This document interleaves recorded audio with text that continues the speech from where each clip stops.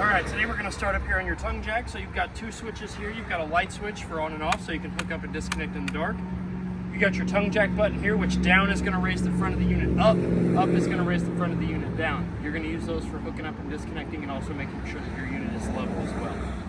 So down beyond that, you do have your 7-way, which this is going to hook up to your truck or vehicle to provide you with your running lights, your brake lights, your turn signals, and it's also going to charge your battery for you. Down below that, you also have your 2 tow chains, which are going to connect to the vehicle to give you a secure connection to your truck. Behind that, you've got your 2 20-pound propane cylinders. They are underneath. Oh no, these are 30-pounders. Yeah, these are 30s. Yes, these are 30s. Your 2 30-pound propane cylinders are fed into the unit by the auto change regulator, which does have an arrow here for your convenience to show you which tank you're currently drawing gas from. On the front side of that little dial, it also goes from red to green to determining whether there's no gas going to the unit or when it's green, there is gas going to the unit.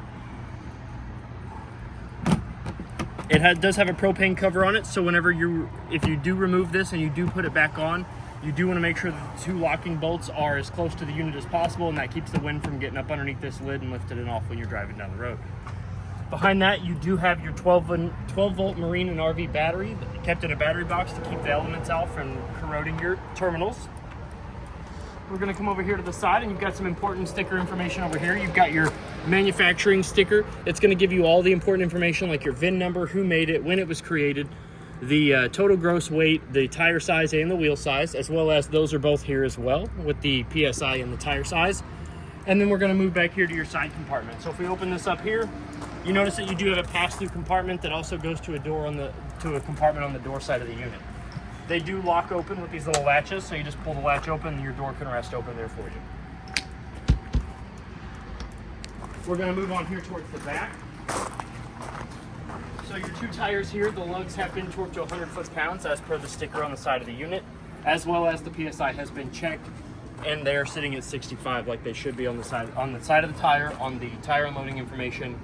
So you can your wiggle room on PSI is you really got like 5 PSI to wiggle with. You can go from 60 to 65, but you don't want to go over 65 and you really don't want to go under 60. So we do have your water and TV station back here. So if the Parker campground that you're staying at is providing you with cable or satellite, you can hook up to the top one for cable and the bottom one for satellite. You just run the coaxial cord from their source to yours and you'll be able to get the TV services that they're providing on the inside of your unit. Down below that is your 30-amp shore cord. This is fed into the unit. You just lift the tab up, so when you're ready to unplug it, you go to the box, you unplug it from your power source, and you can just feed this cord back in here, and you can fit the plug nice and neat in there, and then you can close this back down and you can shut it up. I always recommend that if you do have it plugged in, that you do make sure that the lid is back down over it, and this is kind of pushed down as far as it'll go. That'll help prevent pests or anything from getting up in there and getting inside your unit when you've got your unit plugged in. The next thing over here is your city water connect. So this is where you're going to hook a hose and regulator.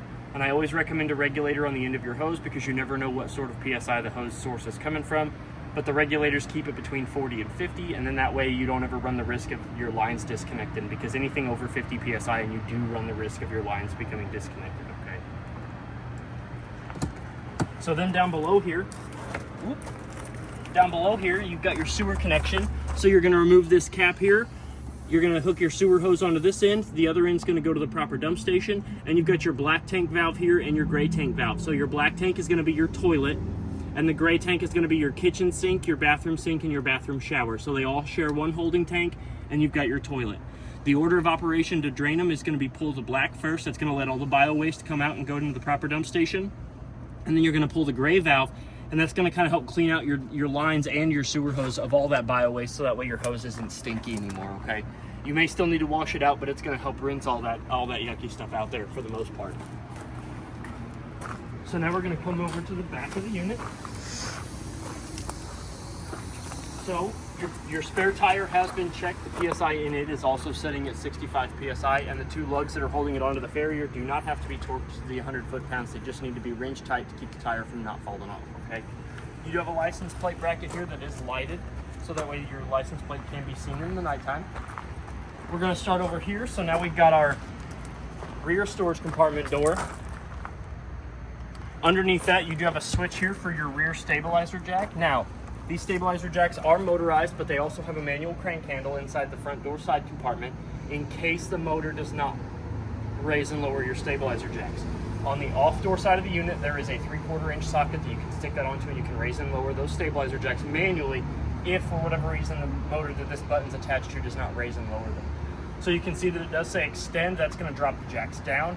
When the jacks get down, you do want to stop when the jacks meet the ground and they put a little bit of tension on the unit, okay? You don't want to use these to lift and level your unit, okay? That's what the tongue jack is for. And then you've got your retract. So when you're ready to leave for the weekend, you hold retract, the jacks will come up, and you can go about your business. This side compartment door here opens up into a 110 refrigerator. Now this refrigerator only works when it is plugged in. So you can only use this refrigerator if you're plugged into your shore cord, but you do have a rather nice big outside refrigerator. It does have its temperature control dial up here. The bigger the gradient, the colder it's gonna get.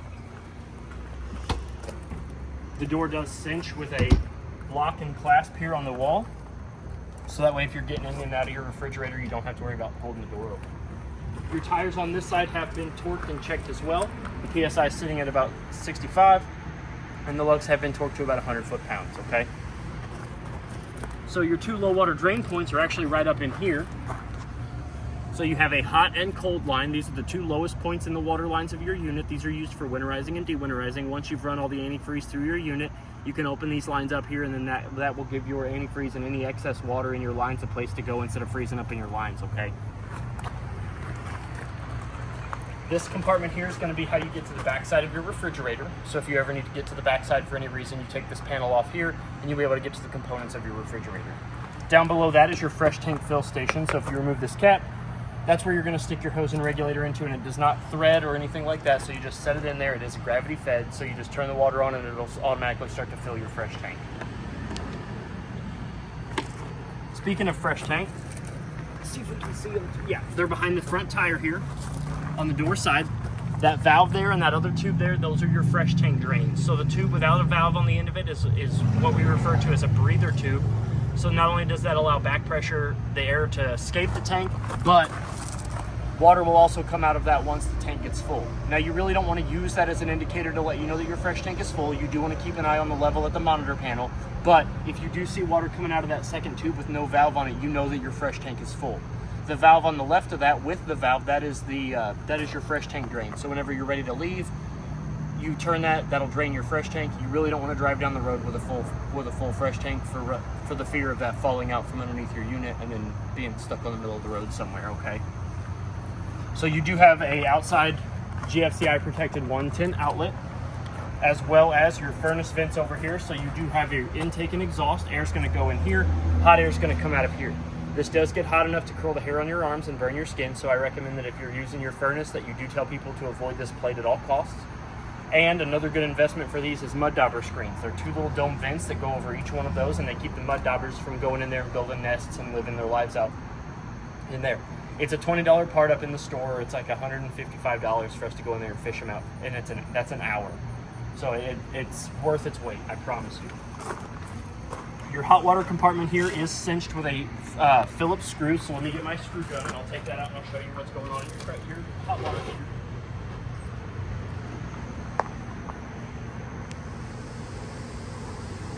Trey has all the tools.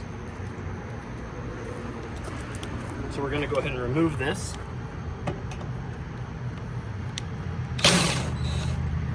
So if I remove that, we're going to go over your hot water heater. So you've got 3 very important things. You've got your pressure release valve here, which you never want to light your water heater unless there's water in it, okay? So a good way to check is once you've got the water flowing throughout your unit, come out here, pull this tab, notice that there's water coming out, then it's safe to light. There's no water coming out now, so we do not want to light our water heater, okay? The next thing here is your reset fuse. So if for whatever reason you're trying to light it on gas and it doesn't light after 4 or 5 attempts, you come out here, you press this button, that'll reset the breaker, okay? The next thing we're going to go over is it is a gas electric water heater, and you do have an on and off switch there.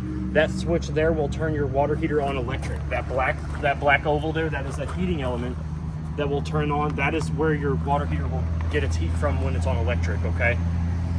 The last thing, the most important thing, that is your anode rod. That is a 1 1/16 socket. I always prefer a 6-point socket instead of a 12-point because if this thing gets marred up and you strip this thing, it's really hard to get out.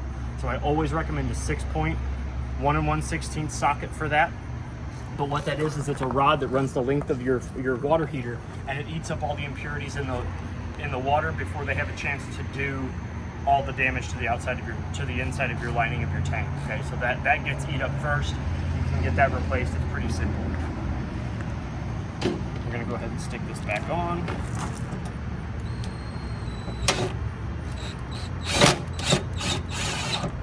Okay, pick the drill up, and then we'll go over the rest of your unit. So we're gonna come up here to the front. So you have your front stabilizer jack switch. Again, you have extend up is going to drop them down, but hold down on the button and it's going to raise them up, okay? So, like I said, in this compartment here, there is a manual crank handle right there. You can use that for your the stabilizer jacks if for whatever reason the motor doesn't want to work on them, okay? On the off door side of the jack, there's a spot where you can put that manual crank handle and you can raise and lower those manually. Up in here, you do have a light that you can turn on so you can see what you're putting in here. And right here is a place where you can actually mount a netted bag, and there's a compartment door here in the master bedroom so you can throw your dirty laundry in that, and it'll collect in here, and then you can take that out and do your laundry and bring it back in. So now that we're done on the outside, we're going to go to the inside of your unit. So this is what your door, your handle, and your steps should look like when you're in travel position, okay? Once you're ready to take off down the road. To go into the unit, when you get to your destination, you're going to lift up on the handle. You're going to swing it out. It's going to lock into place. You're going to grab your steps. Doesn't matter where you grab them at, just wherever you're comfortable. You're going to pull out. The top step's going to come out. You're going to lower the middle and the bottom step, and then you're going to rotate the bottom step downward. Now that we have the steps down, we're going to go ahead and open the door. We're going to make sure that nothing's in front of the door. And the door also has a locking mechanism. It did.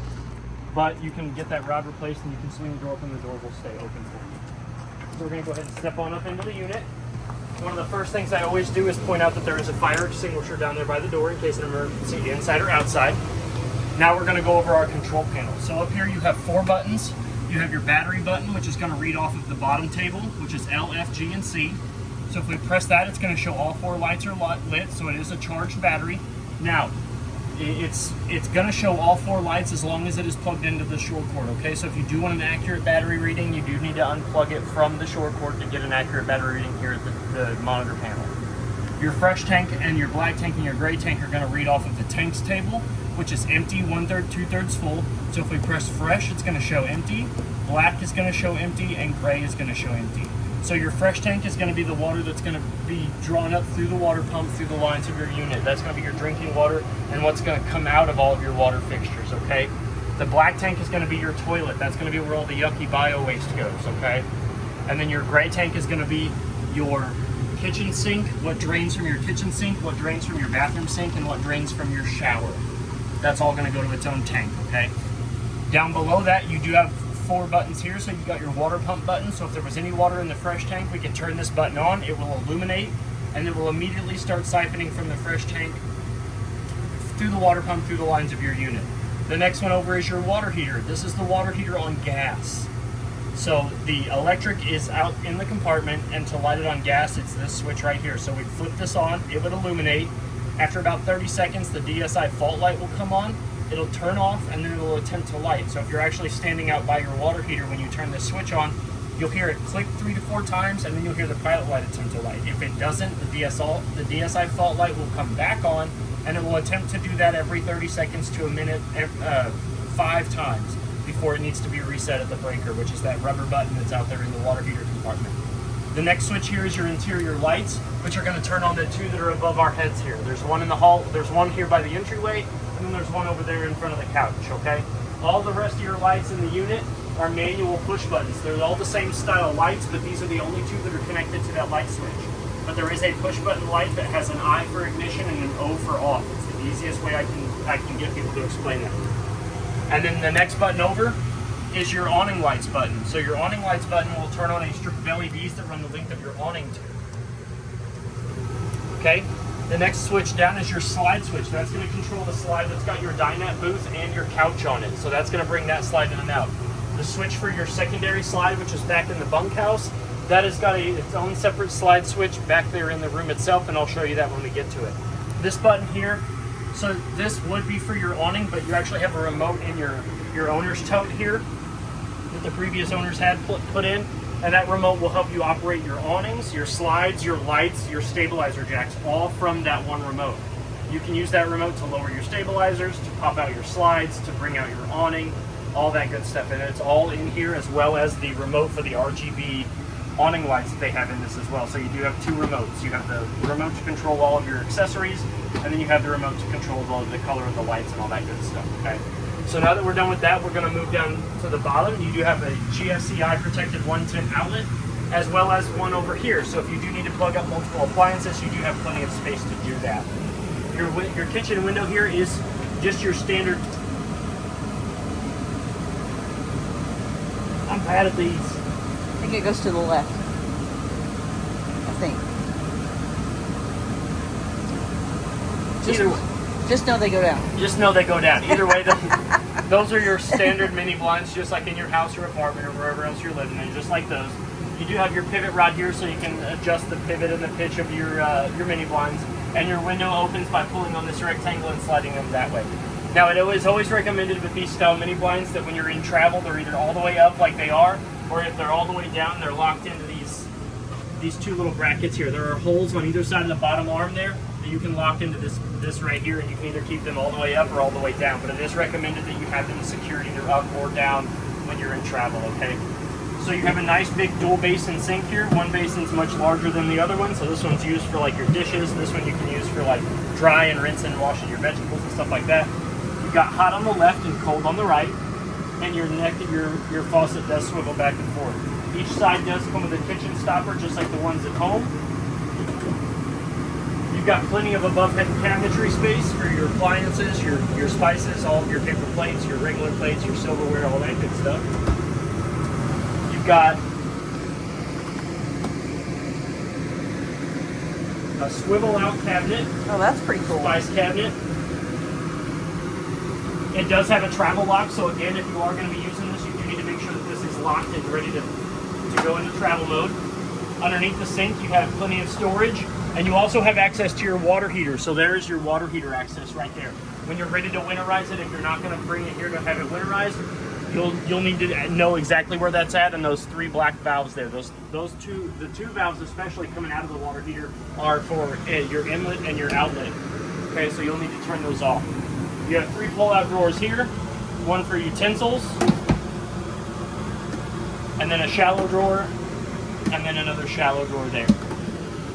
Up above the stove, you have your high point glass spin top microwave. Just like the one at home, it's got all the same features and functions. Down below that, you have your range fan and your light. So you've got your fan button and your light button. Below that is your stove. So to light your stove top, you're going to turn the knobs to light. That's going to let gas escape from the valves, okay? Then you're going to turn your striker. You're going to let that go. You're going to turn this one. Turn this to high, turn it to high.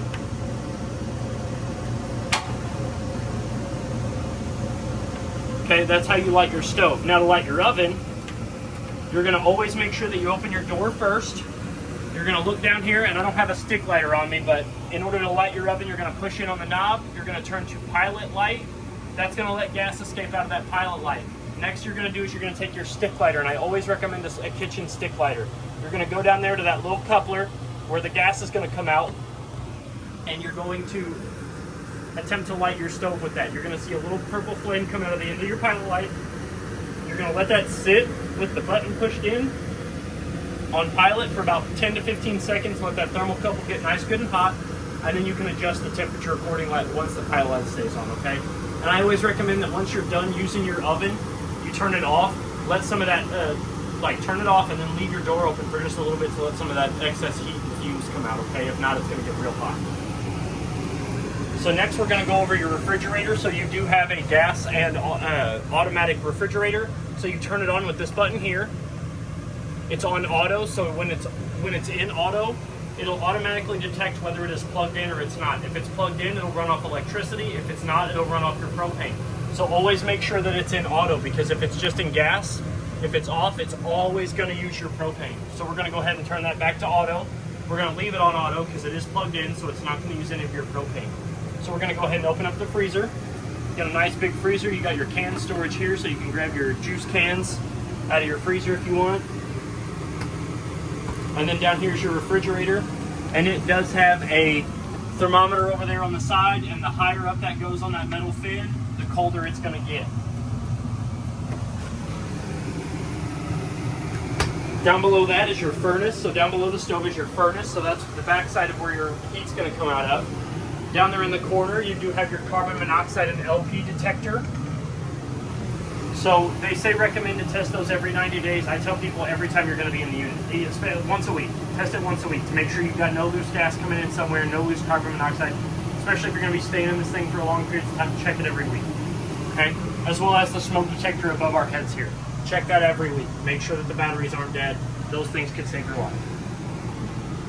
You've got a Dometic thermostat here, so to operate the mode select, you're going to hit the mode on and off button. So you're going to cycle through furnace, cool, on and off. We're going to send it back to air conditioner because it is hot outside. So you've got your furnace, your cool, and your fan, and then you've got your increased temperature and decreased temperature. Now your air conditioner can only go as low as 55, but I will tell you, it doesn't matter what that is set on, your air conditioner will roughly only get about 20 degrees cooler than what it is outside, okay? So if it's 80 degrees outside, your air conditioner is only going to really get to about 60. Okay, so don't fret if it gets way too hot, and you're like, I have it set to 55, and I know it's not 55 in here. It's not going to work like that. Yeah, okay? the big deal is when it's 100 degrees outside, it's only going to get to about 80. Yeah. Don't let it freak you out. Yeah, don't let it bother you. So now we're in here into the bathroom. So I'm going to step in here.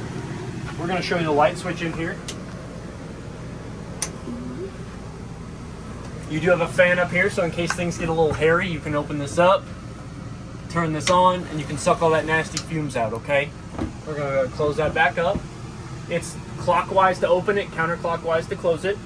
Your Dometic toilet is a 2-portion valve toilet. So if I lift this up, I put my foot down on it, just barely, water's going to come out and fill the bowl if there was water in it. Then I'm going to floor it, and that's all going to go to the black tank where it belongs, okay? So you have a towel rack, your ticket holder down there. You've got I call them master GFCI 110 outlets because they do have a test and reset button. So if any moisture or anything gets in your GFCI outlets and they don't want to work, you can come here and hit that reset button and it'll reset your breaker for you. You've got a cup and toothpaste and toothbrush holder. Nice. It could hold tiny toothpaste. Tiny toothpaste. You've got your medicine cabinet up here with a safety back mirror, so you don't have to worry about it shattering into a million little pieces. You've got your hot on the left, your cold on the right. You've got a cabinet space down underneath here for your towels, your shampoos, all that good stuff. And then behind me, you do have your bath and shower combo. So you do have a skylight up at the top, so you can shower in the beauty of nature if you want. Your shower head does have an on and off button, so if you're going to be using hot water, but you don't want to turn your hot water off, you can actually turn just the water flow off. Somebody can get out, and the next person can get in. To use your shower, you do want to make sure that when the water is on that you pull this up, or else that you are going to get a bath. But if the water is on, you pull this up, the water pressure actually keeps this up, and then the water will come out of your shower head, okay? Your tub does have a stopper in there, so if you do want to take a bath, you can. Make sure you pull the top stopper during a shower or you will get a shower and a bath. Yes. And then you also have a shower curtain here that's tied up behind this cinch that can run the track on this guy right here, and it just kind of pulls over, okay? So now we're going to go back into the back bunkhouse. So we're going to start on this wall here. So you have 2 cabinets over there. Those 2 metal poles are used for the little half booth sleeping area / dinette booth. They'll fit into those 2 little metal feet at the bottom, and they will also fit under the 2 metal feet underneath that tabletop that rises up, and then those become a little dinette booth seating. Your window here is a fire escape window. So in order to access that in case of emergencies, you lift up the handle, and this is also how you open the window too. So either way, you open the window, and then if you're just going to use it as a window, you can actually just seat that handle right there.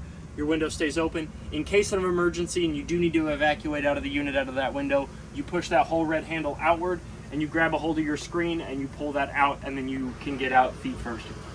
Hopefully. Now, this mattress and this bed does fold up and lock into place, so in case the person sitting here is too tall like me and you do need some sitting space, you're going to fold up the whole bunk, mattress and all, and you're going to lock it into the wall just like so.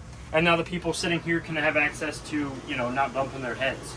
This also does fold out into a secondary bed, so that way if you're just going to grab the bottom, pull out, lay it down flat. Now you have a secondary sleeping option down here as well. To turn it back into a couch, you're going to lift up. I always grab the back side of the top, push in with the bottom, pull out with the top, and now you can go back to your couch. You do have some storage here as well as some cabinet space down here. We're going to go, this is another fire escape window. In order to access this one, you're actually going to lift up, and this is how you evacuate out of this window. So you're going to lift up on these two red knobs here, and then the whole window itself is going to push outward, okay? In order to just open the window manually, to open the window, you're going to lift it back on this rectangle, you're going to pull towards the wall over there, and then you're going to be able to open the window like a normal window, okay? So now we're going to go over to here to this bunk. So this one here also does lift up, and that fits into the wall over there. So that way you can sit at your booth and enjoy, like the kiddos are coming back here and they want to eat their lunch and watch TV or whatever. So you put this up, you put that into the wall. What you're going to do is you're going to remove these two cushions, because these two cushions here are actually the backs to the booth seating.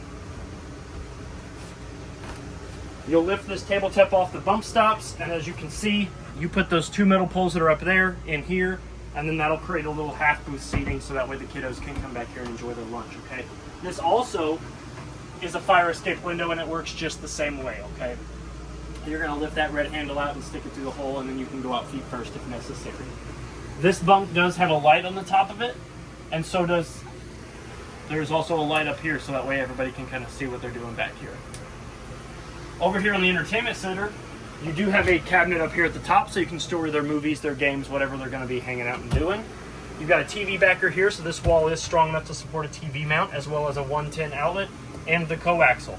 Whatever TV sources you're getting at your antenna booster coaxial will power through the rest of the system and go through the rest of the unit. So whatever you're getting in the unit, you'll get back here as well. This is your slide button that's going to control this slide right here, as well as some more cabinet space here for their video games, all that good stuff.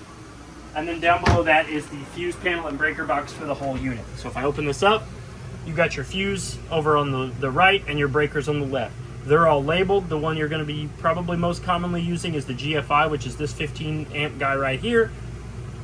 So if any water gets into any of your GFCI outlets, you're going to flip this guy. It's going to go into bypass, so you're going to flip it all the way off and then all the way back on. And then your fuse panel over here is an auto detect, so if for any reason any of those blow, a red LED light will illuminate next to them to show you exactly which one it is blown. So the door to the bunkhouse is right here. It is a sliding door, and it does have a travel lock. Again, all sliding doors do need to be secured within for travel, okay? So when you're ready to close the door, you can just slide it over. When you're ready to open it back up, you just slide it back across the wall, and you can do it that way. Now, one thing I will show you is when the door is closed, you do have access to a 110 outlet down there in the bottom corner. So if the door is closed, you can plug your phone and stuff in. But if the door is open and secure, you're not going to be able to use that 110 outlet, okay? Next, we're going to go over to your booth seating. So this booth also converts into a secondary sleeping option by doing the same thing as the booth in the bunkhouse. You're going to remove the tabletop.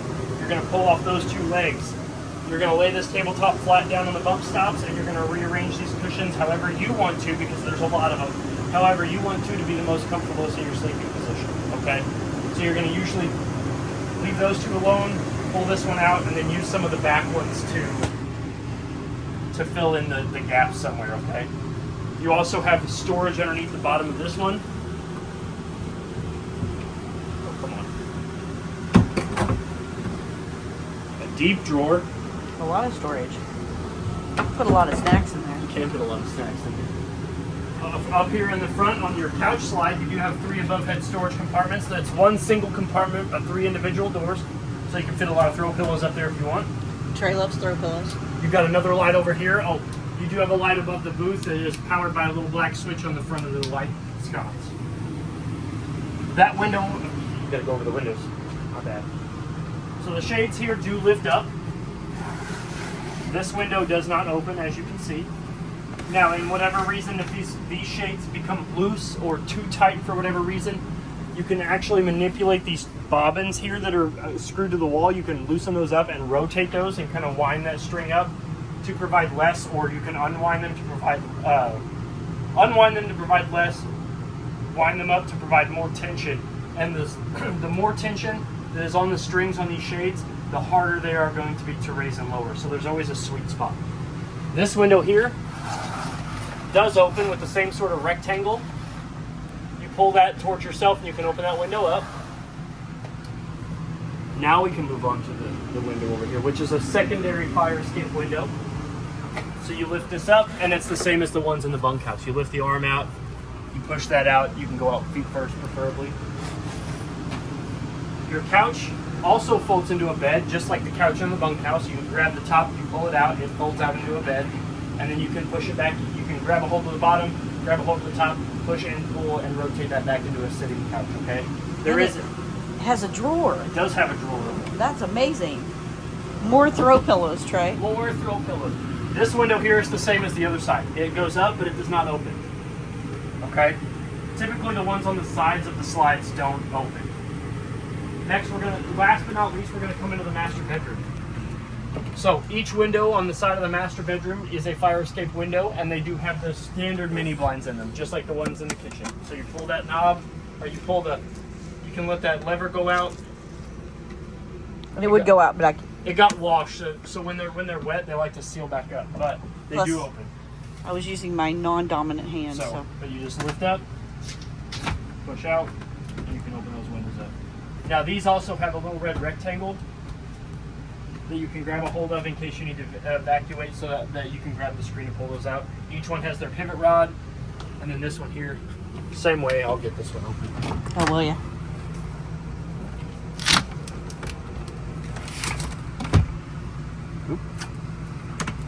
Each side of the master bed does have a 110 outlet on the little nightstand, so you can plug in a CPAP machine, alarm clock, charge your phone, all that good stuff. Each side of the master bed also has a cabinet closet that opens up with a coat rack in there, so you can hang up your formals if you want. You've also got some storage up here for anything you want to put up here, catch-all, whatever. Your bed does have storage up underneath it as well. So if we lift it up, the mattress is really thick, so just be careful. You got plenty of storage and access to your side compartment, your storage compartment. Now this mattress is beefy. This is a comfy mattress. I was gonna say that's a big mattress. I think this is a residential mattress. That's nice. Yeah, nice mattress. And then, like I said, over here, if you can see it over here, I'll show you real quick, or I'll just let you get in there. I'll come over here. That is the hatch to your laundry hamper. Ooh. So you lift that up, and you can actually attach a netted bag underneath, and that's actually where you can throw all your dirty laundry. Now, last thing I want to go over. We have a... Oh, yeah, you have your light switch. Light switch. This also is powered by this manual switch there, but in order for that switch to work, this light has to be in the on position. And you have a light up under there. Yes, you do have another push button light up underneath there. You do have two sliding doors here that allow you to get into both sides of the master bedroom. And if we open them both and close both of the bedroom doors, you'll actually notice that I've got a panel behind me. Ooh. So I'm going to exit out of one of these doors. I'm going to close it back up, and I'm going to show you what that panel does, okay? So say the kiddos have already gone to bed, they're in the back, you're ready to go to bed, but you want to watch a movie, and your TV's in the living room. Well, what are you going to do? You're going to rotate this panel, and now your TV that was in the living room is now in the bedroom. That's pretty slick. And if you ever want to rotate it back, you'll notice that there is a travel lock there that you need to lock on this bottom right corner. I guess it'd be your left, my right. Yep. And then you lock that into the hole, or if you're ready to swivel it back, you unlock it, and then it only does swivel one way. So it only rotates one direction. Like the band. One direction, yep. One direction. Now you can rotate your television back towards the living room because your TV mount is on the side with the bracket, okay? I'm going to lock this door because it's supposed to be locked for travel. Yep. You Always back. want to make sure that your sliding doors are locked for travel, because if they're not, you run the risk of damaging the track, the car, the door, the walls, the unit as a whole, okay? Which will damage your life. Yes. And then down below the TV, because this is your TV mount, down below that you do have your in-house stereo / DVD player, so you can actually hook up this to your television to get a DVD. You've got your equalizer, all of your good stereo buttons. This is your DVD player, so you just put your CDs or DVDs in there. You got your volume control button. You also have your speaker controls, your auxiliary, your reset, all that good stuff there. You've got your tote with your remotes in it. So I'm going to go over the remotes because they are kind of fancy. So this is the remote that you've got for your controls for your unit. So you'll turn it on. It'll do its little flashy dance. You can hit your lights. So you can hit, say we want to put in the main slide. So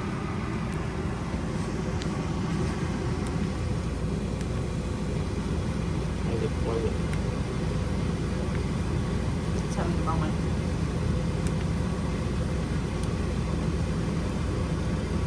there we go. So you hold select, and now you have access to, you can hit select and you can cycle through your main slide, your bedroom slide, off, or op, awning, and then room slide. And you can front jacks, stabilizers, and then you've got your up and down for your jacks, your in and out for your slides, and your awning, okay? And then you've got your lights button. So you can actually turn your lights on and off with that as well, and then your off button back up here, you just hold that in, and your remote will turn off.